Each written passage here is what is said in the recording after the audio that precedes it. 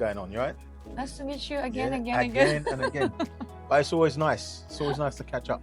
Yes, It's always nice to catch up. So first of all, for the sake of the audience who don't know you, I know most people already know you. Of course, the whole event, everyone here knows you, but for the audience outside there in the social media, LinkedIn, hi LinkedIn friends, tell them who you are and where you're from. Yes, so my name is Rudee. I live in London. I'm ex CEO of CCL, London, UK, but now I'm the co-founder of NEX e-commerce hub and Next for Tech, which is a division of NEX. That's awesome. Welcome, Rudee. And you've been in the industry, one is logistics and second is the networking industry for ages. Well, you don't look old, but when I'm saying ages, you do have a lot of experience. Right. So I want to give a quick feedback. You're attending our conference the second time? The second time, yeah. Yes. So your honest feedback, we can have hard conversation. We don't mind. But give us some feedback about this conference. Yes, I've been to, like you said, ages, right? So, countless. I've been to many over the years and experienced many different conferences. And even though I've been to a lot of different conferences with lots of bigger crowds, I generally don't like the big crowds, right? I like to be able to hear when I'm speaking. I like to be able to meet everybody at that particular conference. But when you have like a big 12,000 people, it's like very difficult. You kind of like, for example, today, I met somebody today here and I said, oh, I remember you from the other conference, right? Yes. And he said, oh, there's so many people. They don't remember. He didn't remember me. I was like, what do you mean? You don't remember me? You don't remember me? Feel offended. Happily offended. But I said, look, like really and truly, because there are so many people, right? And when you're doing like the speed dating meetings, you could be doing like 30 meetings a day. That's fast time. It's not quality time, if you know what I mean. So I like coming here because I get to be myself. And I think it was Gilbert that said earlier on today on his panel session or on his speech session that you get to be yourself, but you also get to be who you want to be in terms of if you want to speak on stage that you've never done it before. That's true. Right? You're actually encouraged to do it. Talk about your business, talk about your experience, talk about your life. Yes. Right? But at the same time, you know why you come to the event.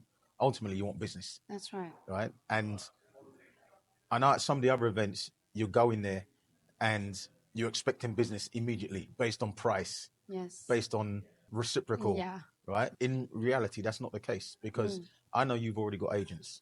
So what makes me special to come in and say, well, use me as your agent immediately? You've got to build a relationship. And that's my takeaway from coming. I like the environment. There's no pressure. It's more of a good energy. And when you share good energy, you spread good energy. And then it's contagious. It comes everybody's back. just all in a sudden, everybody's just so energetic. And that's why I'm here. That's awesome. Thank you, Rudee. And I know you're very familiar with e-commerce and everything. You did not touch much there on the stage because you shared a lot of amazing story about really your story, which is really so many people told me great feedback. They really loved it. They really feel impacted, empowered. But when it comes to e-commerce, I do want you to share to those people who are still thinking, is it even an option, right? Like today, I remember when Justice asking who here are doing e-commerce, 3 hands went up. Exactly. So I think they're missing out something. Like I'm a network owner as a freight forwarding right now, majority, like we still have e-commerce and supply chain members. But talk to those people there. I think there's something that they missed. What is this, you think? And can you speak to them? Well, when you're a forwarder in general freight forwarding, you go with the low-hanging fruit. And you know the saying, if it ain't broke, don't fix it, right? So it may not be broke at the moment. However, if you're looking at the retail market, they're looking at ways to have more seamless service. They're looking at ways to have more frequent service. And they're looking at ways to cut costs, but still have a premium service. So what's the first thing that's going to happen? They're going to try and cut the middleman out. The freight forwarder, don't hate me, people, but the freight forwarder is the middleman, right? So you need to start looking at how can you sustain that business. So True. not saying you have to switch your whole business model and turn off general regular freight cargo. Understand. You already have the foundation. You already have the tools in place. You have the relationship with the trucks. You have the relationship with the airlines. You have the relationship with the agents, like globally, right?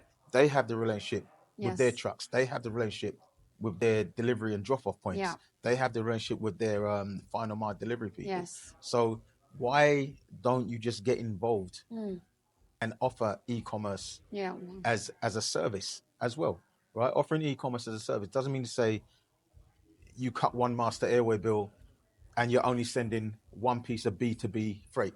It could mean you cut one master airway bill, but you're sending B2B freight and B2C freight. Yes. And when your agent on the other side, when they handle your freight, given the right instructions, they know exactly how to handle your freight and deliver the freight on the other side. Yes, yes. Right? So it could be a combination, a hybrid solution of B2B or B2C. Yeah. But I think you need to look at the ways of getting involved. And look, the easiest way to get involved with e-commerce, you got to look at or think about e-commerce. You got to look at all the technology out there. Yeah. Technology is pushing and driving business. A friend of mine, he said, Rudee, why everybody's jumping on e-commerce? He said, I know freight. I'm a freight guy. Yeah. I'm sticking with my freight. They stick to the where they feel really proud of. Yeah. Exactly. Yeah. Right. So at the moment, he's doing very well with his freight business and it's growing. You know, he's doing very well. Yes. And I'm saying, look, there's a place for it. However, right, offer me some of your space. You got line haul, right? Offer me some of your space so I can resell your line haul to some of my e-commerce players. True. Right. And he said, oh, I didn't think of it that way. Good. You understand what I mean? So good. There's many different ways. When you work in e-commerce space, it's all about collaboration. The biggest companies delivering. Yeah. You could think of the biggest companies delivering to your door. They all need local heroes like what we have here.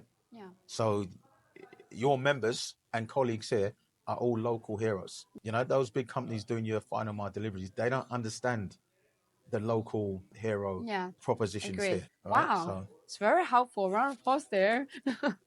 I might even clap myself. It's not very, it's quite, when you were talking so excited, like there's background, boom, the drums, like, oh, that's the best time because you're really on fire right now. I know, man. I wanted, actually, when I got somebody to time it, right? And I got my my presentation down to 9 minutes, 27 seconds. Yes, yes. Right? Because you told me I had 10 minutes. Right? So, he's very angry about the 10 minutes still. I know. No, but it's a good practice. You know what? It's very difficult to talk for 10 minutes. Yes, that's what you did it, but especially when you like talking, right? So I like, for right or wrong, I like talking. But sometimes you got to be, I think I have to be mindful that I'm not just talking for the sake of talking. Yes. I want to try to intentional. Exactly that, and try and put a message in there. Yes, like point. Miss your point. And this is one, because I missed something at the end, right? I'll just say this quickly. So when I was talking, like when I started my, like, what's my success? Yeah. Right. I knew I wanted to be successful, but I didn't really know what that success looked like. And my whole journey started when I wanted this pair of trainers, right? The Adidas. Yes, yes. Mamba Bamba Samba. Yes, I remember that. All the stories. Right. And so I started a paper round delivering newspapers. Yes. And that kind of taught me ethics and responsibility. I needed to make sure that all of my customers that were receiving newspapers before they went to work in the morning, I need to make sure they got their stuff on time. Yeah. But then I was like, okay, that's like job satisfaction. That made me feel good. True. That was a success for me, right? As a child, right? And then when I was introduced to office cleaning, and I cleaned my floors and my toilets and everything, I made them sparkling. So my toilets were sparkling. The urinal was sparkling. And what I mentioned there was the silver bits, you know, the taps and the bits, as a man, you know, the urinal, there's always a sparkly bit in it, right? It's so detailed. Yeah, I used to. I'm imagining the whole toilet thing right now. No, I used to smile. Right? You smell? I used to smile, not smell. I thought you smell. I used to smile, right? I used to smile, and so that I could see my own teeth shining my teeth were, and then to me it would smile back at me. Yeah. That was my great job. Attitude. Anyway, cut a long story short. So anything I would do in life, any project I would take on, any job I would take on, anybody that I would give advice to, if I could stand up in front of what I did, who I advised, who I assisted, and I could stand up in front, look them clean in the face, and it will smile back at me, or they will smile, I knew that was job satisfaction. Oh my gosh, I love that. That was an amazing demonstration. And I forgot all about it when I was up there. No, because the pressure of the 1 minute left. It's like, oh, okay, now I'm going to introduce myself and you guys connect with me. See you later. That's good. That's good. I have so many questions for you. Every time, we're sitting with you, there's always a lot of things happen that we didn't expect and a lot of inspirations, empowerment coming out. And for those who never been to this conference, let's say SGN or, particularly SGN, what do you say to them? I know last year, Gilbert said to these people, you guys are missing out because they have no idea what's going on here.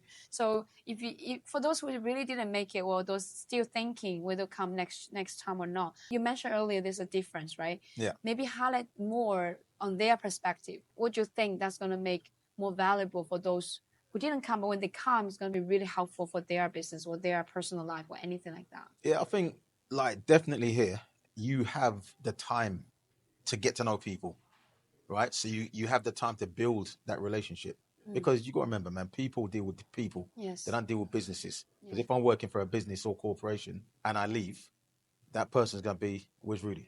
They're going to follow me to, if I'm any good, they're going to follow me to my next job. Where is the if? You're confident. Yeah.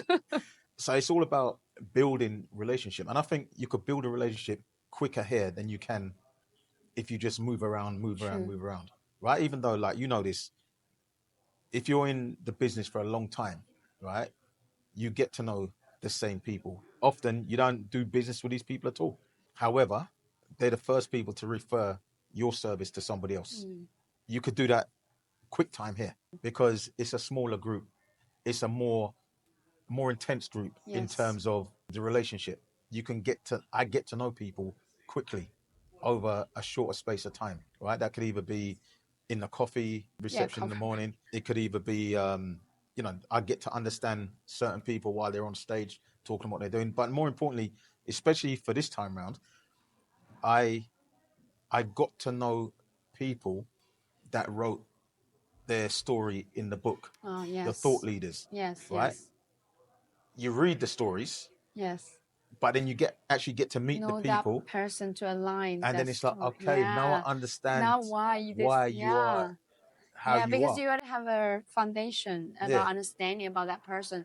And just to jump in that quickly, in our life, particularly, we tend to judge people very fast. The reason is because we don't know what's going on. We don't understand about that person. When it comes to writing a book, the best part is when you already know so much. It's like, I think you and even other authors, they all share the story that because people already know them, they when they see you, they feel like they know you for a long time. Exactly. But you don't know who are you, but you know me. Okay, so it makes the whole thing much easier. You agree? Yeah, but then on the flip side of that as well, there's family members who think they know you, but they don't know all of the things that you've done.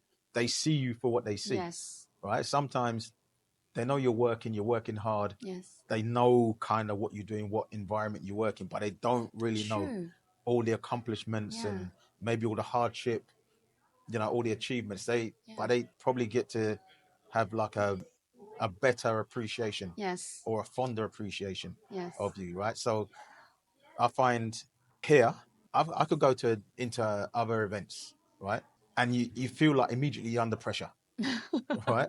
So here, no pressure. No. It's very relaxed. But being relaxed is not bad.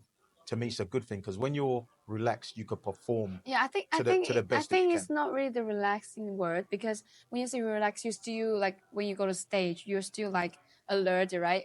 I think it's the authenticity. Okay, let me break it down this way. Okay. Right, when you go to the doctors to test your blood pressure, right? If you're all kind of, I like that demonstration. I got you. If you're all kind of agitated and I wonder if it's going to be high, when it's going to be low. It's always going to be high. Then the doctor's going to say to you, your blood pressure's too high. Sure. Right? Maybe you should go home and check it when you're less relaxed, when you're less under pressure.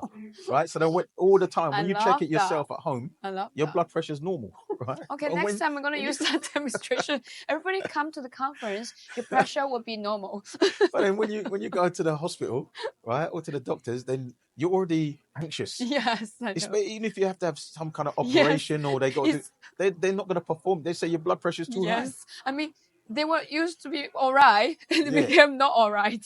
And then obviously, like, well, I don't know about obviously, but where I live, I can actually walk to the doctor's surgery. Okay. And After walking, then they're like, shit, man, running. I'm gonna be late. So you start running, and then you get there just in case, right? You slide into the seat, and they take your pressure, and they say, oh, your blood pressure is sky high. No, now we got it. Really, thank you. That was an amazing demonstration. Another round pause. There's no one here. Oh yeah, there's someone. Thank you. So that's what I mean about, like, my definition. That's my definition of relaxed, right? So, and again, going out on the stage, I knew what I wanted to talk about,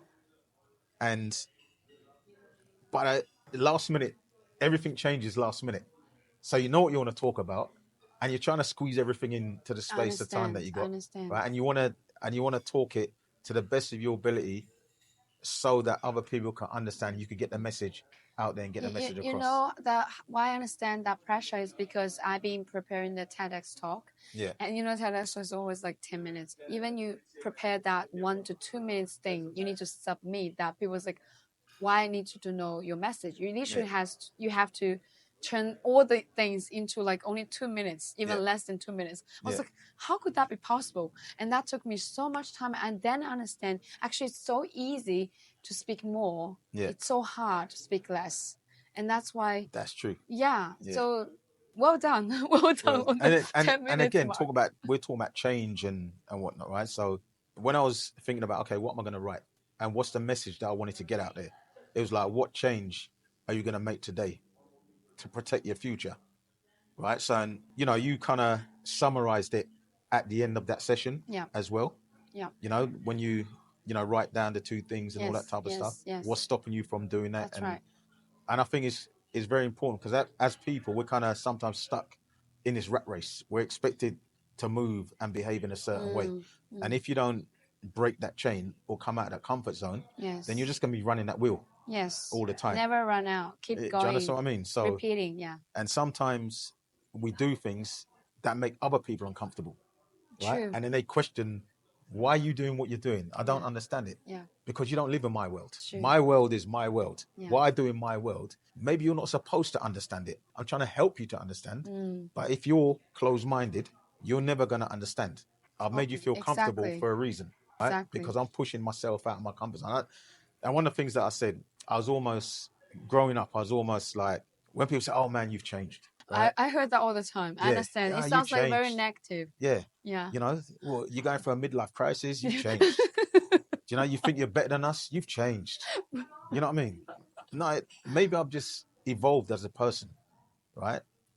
Trust me, if I didn't change, I'd be more upset, because I would still be that little boy running around delivering newspapers. Rat race. Yeah, I'll be delivering newspapers, but that's not going to put a roof over my head. Exactly. Right? Yeah. What kind of businessman would I be if I'm still delivering newspapers? With you. Exactly. So you have to move. You got to develop. Right? I think as people, as you develop, right, then you realize what your success means. And at the end, I said to the crowd, my success and your success are 2 different successes. I don't know what your success means to everybody has. Everyone has different value of success. So at the end, Simon came up to me and he said, so Rudee, so what does your success look like? And I said, Simon, back then, a house, car, living in luxury. Yeah. I achieved that. Yes. But then my values changed. Yes. Right? And then it was building a business. Yeah. And making that business successful. For another level, and profitable. Yes. Taking that to the next level. Yes. But even that wasn't enough. Yeah. Right? So it changes all the time. So what's my success now? You have the growth mindset. You have the open mind. Yeah. That's why the sky's the limit. There's no limit. Yeah. Because if you close, like you said, you paint the roof on top, that's the highest I can go. Yeah. But if you keep building, actually the sky, you'll never end. Like, life is a journey, it's not a destination. Yeah. So amazing. The next question I have for you is, I like at the very end, on the panel session, you were talking about to giving the advice about people about change and stuff. You shared about the journey with coaching, and I was like, I want to hear more about it. But you only like touch base a little bit. Would you mind sharing us with more? Like you said, when it comes to you never thought of coaching staff, but share us with share with us. All right, so more about it. Yeah. What's your journey? What's the whole thing? Yeah. I've always been in that space where I figured I have to do it my way. I don't need anybody telling me how to do it. And it's not being kind of big-headed or not arrogant. Or stubborn, it's just like a habit. Yeah, it's you know. It's like if subconsciously. Exactly. If you need something doing, you just do it yourself. Yes. Right. And if you got to do it yourself, you got to do it your way, kind of thing. So I for the longest while, I figured I didn't need anyone telling me where I was going wrong, like criticism. Nobody likes criticism, right? But then there's a difference. There's a critique and there's criticism. There's constructive criticism and there's negative criticism. But it's all criticism. And you should be able to take the good with the bad. True. But I was in that space. I was like, nah, don't need it. And the reason why I come to that, because years ago, I had a friend of mine, a business colleague. He said, Rudee, man, you need to get these guys in. They do a overview, evaluation and assessment of your business, tell you where you're going wrong. And I was like, I don't really want people snooping around my business. Yes. And so that kind of put me off a bit. And then on the other side was when people are going through personal crisis and they seek counseling and all that type of stuff. And I was like, I don't need that. I need counseling for middle life crisis. You won't have that. Right? And it always kind of like, it kind of sat with me. I didn't view it as anything really apart from it's not for me. But it's in recent times, meeting people like you, meeting people like Mandy, right? Where I've been having these discussions and been having courses and training, even if I didn't know I was training, right? It's kind of helped me to open up a bit more. And then having the feedback, having the evaluation of who I am and where I am. Because sometimes you know who you are, but you don't know what am I doing? Yeah. Yeah. You only know what you know. You don't know what you don't know. That's the key. And many years I must have heard it in a song or whatever. Yeah. But I heard this who, what, why, where, and when. Right? So when you hear the who, what, why, where, and when, it's like, well, who am I? What am I doing here? Why am I here? When am I gonna do? Yeah. When? Right? Then you put all this kind of stuff. And then at the end of it, there's got to be one question. It's like, how? Right? How are you gonna do all these things? Because I'm a bit older now, I'm a lot more wiser. And if I'm trying to communicate and share my experience with other people, I need to communicate with them in a way which they can understand. Because sometimes, you could go off in a tangent and people don't understand what the hell you're talking about. Yes. Right? So you have to be able to break it down in a way that people can understand. And you can't do that. If you don't understand yourself, you can't actually portray that to anybody else. Yeah. Very good. Wow. We're going to have you again, Rudee. Thank you so much for being here. And I believe all the audience there, they enjoy this whole conversation. And it's always so good to have him because he's always so authentic. He has not reserved nothing behind or pretend or anything. And I love the energy. I love the demonstration, particularly like if you come to SGN, your pressure will be a fine. After running, you'll be in trouble. So make sure you check everyone's blood pressure. Thank you, Rudee. Thank you.